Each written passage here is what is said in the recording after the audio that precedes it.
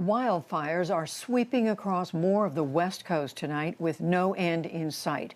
Dozens of fires have killed at least 8 people, wiped out small towns, and destroyed hundreds of homes in Washington State, Oregon, and Northern California. Kat Wise begins our coverage reporting from south of Portland. The smoke was thick this morning in Clackamas County, Oregon, as some residents emerged from cars and tents in the parking lot of the local community college. The American Red Cross has set up a shelter here, one of 10 locations currently open around the state. Coffee, and would you like some cream? Sure. Many lined up for a warm breakfast, including 70-year-old Nancy Price and her husband Dave Silverberg, who is 90. They fled from nearby Molalla and have been here for the last 3 nights, preferring to sleep in their car instead of inside the shelter. Dave said, "We have been told to evacuate immediately." So we made sure we were dressed and we headed out the door. The couple, who say they are keeping their masks on and trying to stay a safe distance from other evacuees, have not yet heard if their home has been saved. We don't know anything. That's the hardest part, is not knowing anything and knowing we can't go back. All of you have been staying in this one car? Yeah, it's been a little tight. Tom Walden and his 2 sons, James and Jake, are from Estacada, Oregon. There's so many other things going on. I don't know how to feel, what to do, or it's hard. 4 wildfires have converged in this mostly rural county on the outskirts of Portland, and thousands are currently evacuated from their homes. Firefighters have been battling blazes here for days, but progress has been hard due to weather conditions, and fire crews are stretched thin. Chad Carter is a spokesman for the Red Cross. The state of Oregon has been tremendously impacted by the wildfires that we're seeing throughout the state. And it's not just one wildfire, it's multiple. And so right now there are thousands of people who are being impacted and out of their homes and really dealing with probably the most stressful and difficult past 48 hours of their life. The fires in Clackamas County are just one of scores racing up and down the Pacific coast, from Southern California to Washington State. In Oregon, officials estimate there are at least 3 dozen fires currently active, and they've described the situation as unprecedented. We are now approaching over 900,000 acres burned across the state. To put that number into perspective, in the last 10 years, we see an average of 500,000 acres burn in an entire year. We've seen that nearly double in the past 3 days. We have never seen this amount of uncontained fire across our state. So far, 5 towns in the state are believed to be all but leveled.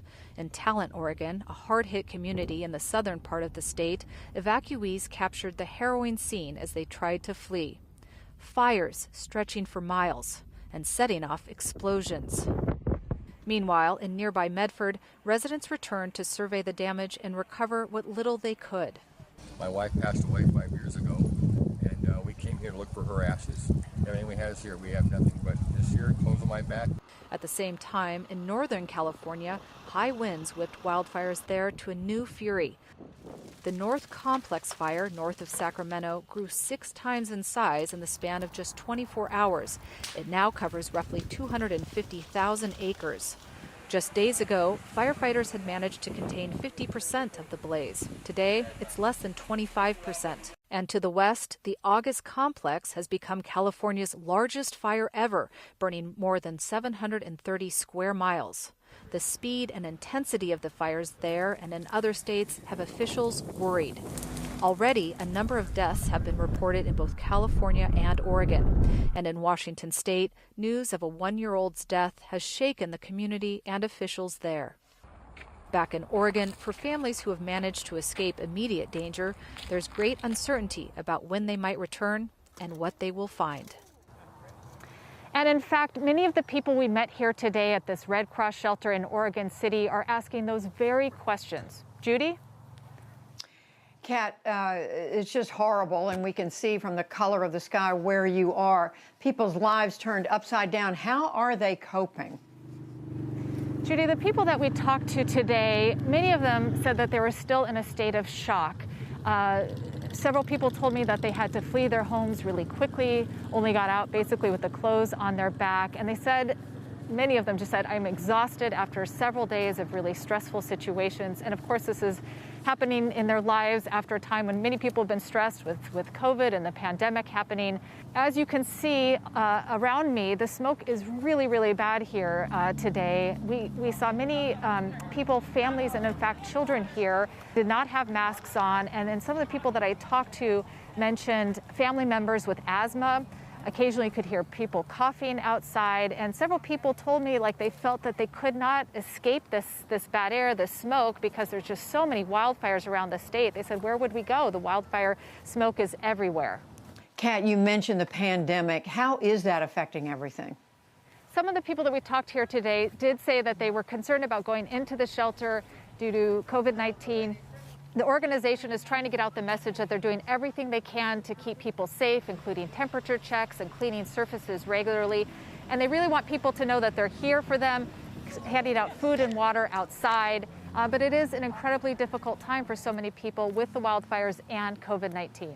So hard to imagine all of it. Kat Wise reporting from Clackamas County in Western Oregon. Thank you, Kat. Thanks, Judy.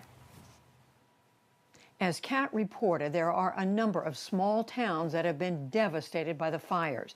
Marion County, Oregon, has already seen its share. Kevin Cameron is one of the county commissioners. He lives in the small city of Detroit, where many homes have burned down. He joins me now by Skype from Salem.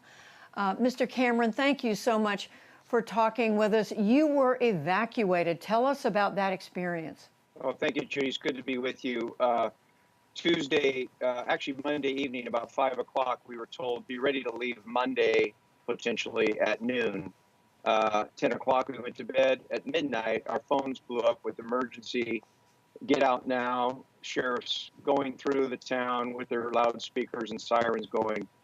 We got on the road with a caravan about 1 o'clock. There was a little bit of go east, and then at the last minute, go west. They cleared the road. Getting down, it's about a 50-mile drive to Salem.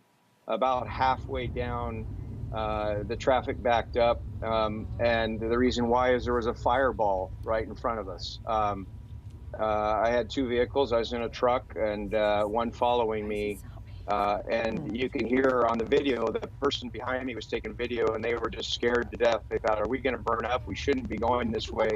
And it was so smoky and so fiery, I was looking down at the center line, just barely seeing, and it is just nothing I've ever experienced before, and nothing I would ever want anybody else to experience.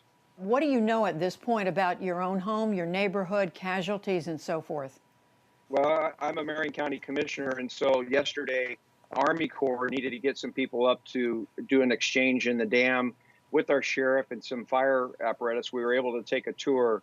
The town is total destruction.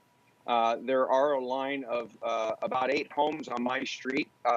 It's miraculous, and I have a little bit of survival guilt that my home was one of those that's standing. And around the town, there's several homes here and there that are standing, but the marinas in the town are destroyed. The only thing standing on Main Street is a little teeny old post office. It's just devastating, and there were still fires and power lines down when we were going around. It was very, very dangerous still. Yeah, and that's what I wanted to ask you. To what extent are the fires still threatening that area? Well, the fire, the wind event that happened for almost 48 hours pushed the fires westbound. So there's still spot fires. So if the winds swirl around, you can still have more fires up there.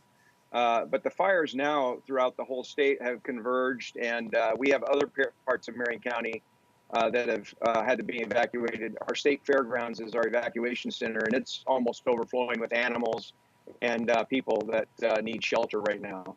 Have you, in your years in Oregon, seen anything to compare with this, Mr. Cameron? Nothing like this, where it's threatened homes and had mass evacuations, and we're going to have casualties. We already know of 2, and it's going to be a gruesome few days or weeks as we actually get back into the backcountry, where a lot of people live because they don't want to be bothered, and it's hard to get to them when something like this happens. Oh, such a terrible thing that's going on. Our hearts go out to everyone involved. Kevin Cameron, a commissioner for Marion County in Oregon, thank you very much. We will rebuild together. We'll come back stronger. Thank you very much, Judy.